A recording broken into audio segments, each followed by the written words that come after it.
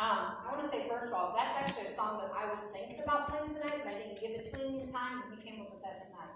So I know God's here. This is so on target with what I want to speak about. We're going to start with Acts 25, but I'm going to give you a little bit of history into Acts 24 in case you guys weren't here last week, or just a refresher. So Paul was on the road to Damascus. At the time, his name was Saul. So Saul and his companions were struck down by a blinding light. Saul heard a voice say, "Saul, Saul, why do you persecute me?" And a little bit further back, Paul was actually persecuting Christians. So he was rounding them up, throwing them into prison, often sometimes having them killed. That was his job. So he was totally against Christians. So Jesus was like, "Paul, why do you persecute me?"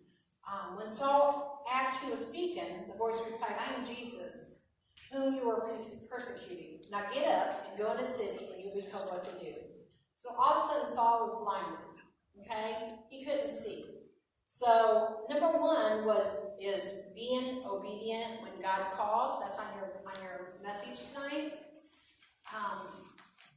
So he goes to Damascus, and he's there for 3 days. Okay, blind. Now, right off the bat, when you think about that, before I even get into Acts 25, I could do a whole sermon just on that part right there. Because how many of you guys would be angry that God would do that? 3 days of being blind. All God was wanting to, or Jesus was wanting to do, is get Paul's attention. But that's how he went about doing it.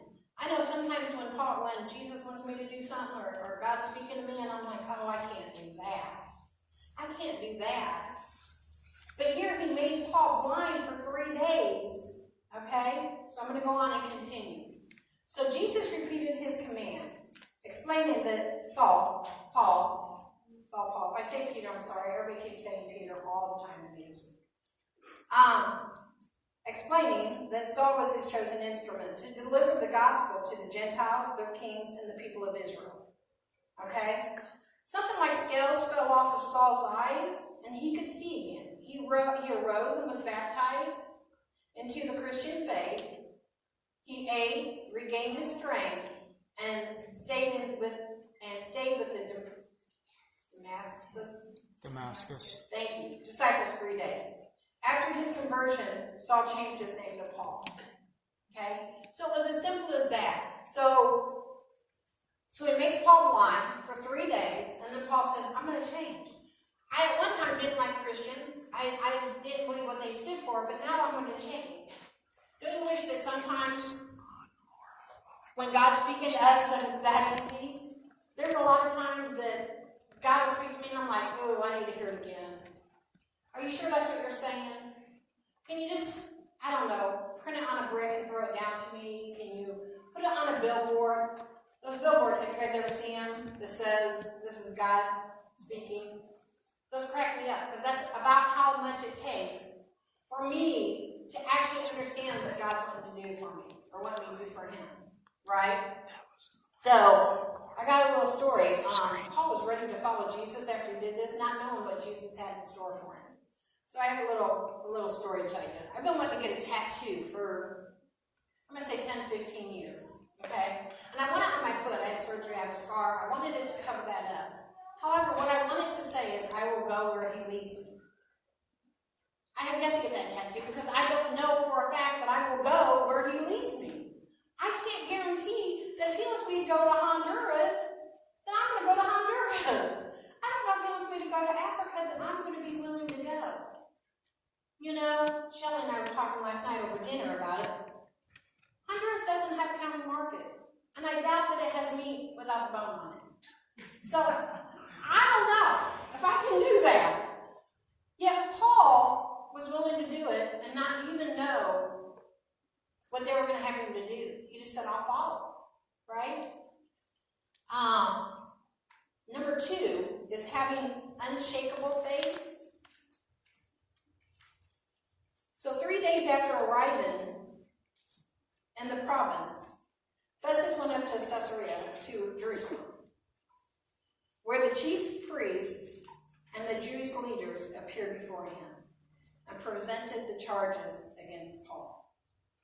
Now the charges at this they were presenting was that Paul was saying that Jesus was alive, when actually the Jews knew he was dead. Okay? So the Jews were saying, what are you talking about? He's dead. We don't appreciate you saying he's alive. So they put him in jail for just something. It's not silly. It's awesome, but it wasn't illegal. Okay? So they tried him. He spent, I looked it up earlier today, over 5.5 years in jail altogether over his lifespan. This time it was 2 years. So then they were ready to finally start to try him, and they brought charges against Paul. They requested Festus as a favor to them to have Paul transferred to Jerusalem, for they were preparing to ambush and to kill him along the way. So this whole thing was a setup. They just were angry at Paul, as all apostles, or most of them. And they wanted to kill him because of his belief, because of what he was trying to share. So then Paul made his defense. I have done nothing wrong against the Jewish law, or against the temple, or against Caesar. Festus, there's my tongue, just so you guys know. I got one more, it's okay. Then Paul made his defense. I have done nothing wrong against the Jewish law, or against the temple, or against Caesar. Festus, wishing to do the Jews a favor, said to Paul, are you willing to go to Jerusalem and stand trial before me there on those charges? Paul answered, I am now standing before Caesar's court, where I ought to be tried. I have not done any wrong to the Jews, as you yourself know very well. If, however, I am guilty of doing anything deserving of death, I do not refuse to die. But if the charges brought against me by these Jews are not true, no one has the right to hand me over to them. I appeal to Caesar. So Paul knew what his outcome was going to be if he chose to allow them to take him. And I often wonder, Paul said, follow me, do my job, and then he ends up in jail over and over and over again. I often wonder, if God wants us to do something so bad, why don't he make it easier?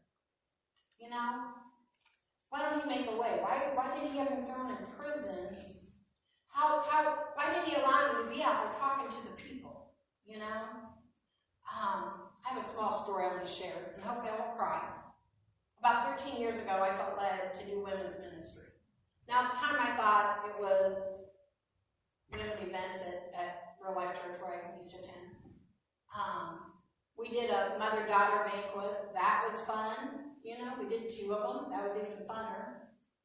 We did comedy night. We did a movie night. All those things were fun. I was having fun, and I felt like I was doing what God wanted me to do. About 11.5 years ago, I was robbed with my best friend at the time, Kim. It was in Chinook's parking lot. It ended up being on Crime Stopper. We were scared. They said they had guns. They said they were going to blow our brains out. Sorry, kids. If we don't listen. I was terrified. Okay? But when it happened, the next day, after a couple of days, I was fine. I was moving on with my life. It was all good. I wasn't that affected by it. My friend was very affected by it. About 3 months later, I started having night terrors. And these night terrors tore me up. They had me going from not believing in suicide to having suicidal thoughts. They had me, when I taught my kids to say no to drugs, trying drugs. They had me doing anything and everything to get me from thinking about these night terrors and what these night terrors had me remembering. You see, I didn't have a very good childhood. My family loved me, but we had some trying times, and I went through some stuff that no one should ever have to go through. And all those night terrors were bringing that back. So I started being so angry at God. I was trying everything. I become a workaholic. Our house had to be spotless. My kids had to be in every activity. God love her. She had to be in every activity: Girl Scouts, soccer, softball, gymnastics, karate. We were on the go every night of the God. And when you're not stopping, focusing on what God wants, then a lot of things get in the way, and it keeps you from saying what he wants. So eventually, it landed me some hot water. You know, I couldn't go on like this no more, and I knew that. I knew I needed to get help. So I started counseling. I went to one counselor, and when he would make me mad, I'd go to another. When she would irritate me, I'd say I'm not going at all. I always had a fallback counselor, Brian Burris. I don't know if you guys know him. So every time I quit my counselor, I'd be going back to Brian. Brian's like, "Oh, are you back? Thanks, Brian." So I wanted help, but I didn't want help. I didn't want to get help for the things that God wanted me to get help for. You see, and I'm realizing this now, 11 years later, 12 years later. God doesn't just want me to do women's ministry. He doesn't just want me to do mother-daughter banquets, even though they're fun, or trips, or shopping trips. You know, I feel now that God is leading me to help women that are hurting the same as I am hurt. However, when God when he first started speaking to me, he said, in order for you to help other women, you've got to help yourself. And you've got to work through these problems. And a lot of times we don't want to do that, right? A lot of times when we want God, we're like, God, we're here to serve you. Tell me what you want. Oh, you want that? But I want to do what I need to do that for you. That's really hard. And Paul, if we go back to Paul said, I'm willing. He didn't know what he was getting into. I'm sure when he said he was willing that day, he didn't know he was going to be serving time in prison for nothing wrong and all this stuff. I'm sure, that if I long to have that faith, and I'm starting to rebuild my faith, but sometimes that's hard. That's hard to say yes when you don't know what he's going to be asking you to do. Number 3, God will always be relentless when we are faithful.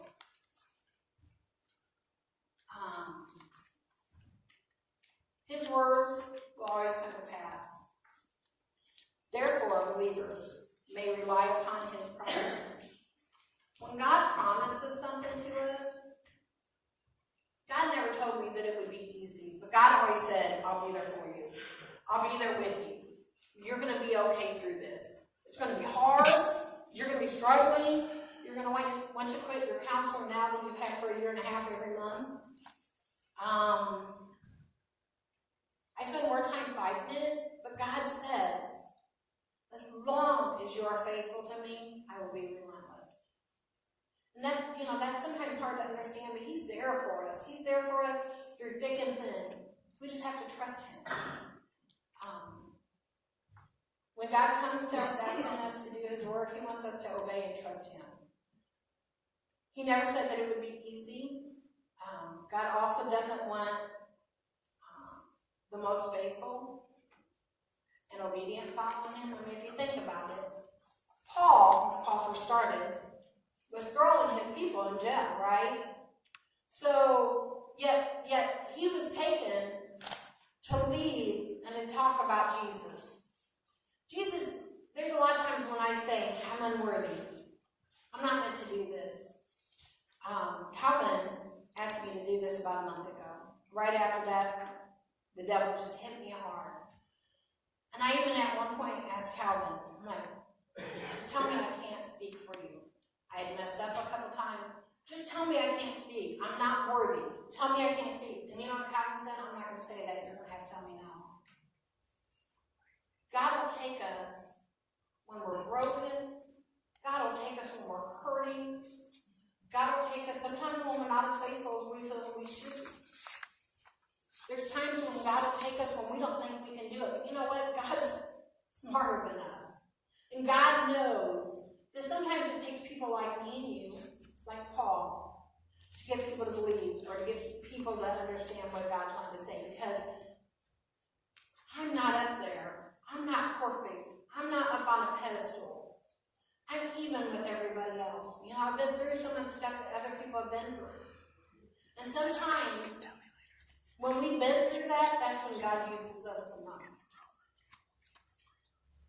Paul wrote, "But the Lord is faithful, and he will strengthen and protect you from the evil one." That's in 2 Thessalonians 3:3. Paul also wrote to Titus, "A faith and knowledge resting on the hope of eternal life, with God who does not lie, promised before the beginning of time." That's Titus 1:2. It is the Lord who goes before you. He will be with you. He will not leave you or forsake you. Do not fear or be dismayed. Okay, leave one out. Did I have 4? That's all right. Once again, I'm not perfect. The last one always gets to me because it says, "It is I, Lord, who goes before you." Lord's never going to ask you to do something he's not willing to stand before you. What I experienced growing up, what I went through, what other people went through, what you are going through, or what you have experienced, what you're dealing with, he has went through and dealt with it first. He will never ever give us anything that he doesn't know how it feels first. You remember he took all of our sin when he died on the cross, when Jesus died on the cross. He also took our hurt. He has felt everything. Though he did not sin, he has felt everything that we have felt. So when he wants us to do something, we need to remember that. And we need to draw closer to him, not further. Sometimes I'm running the other way, and if one of you guys just grab me and point me in the other direction, that'd be great.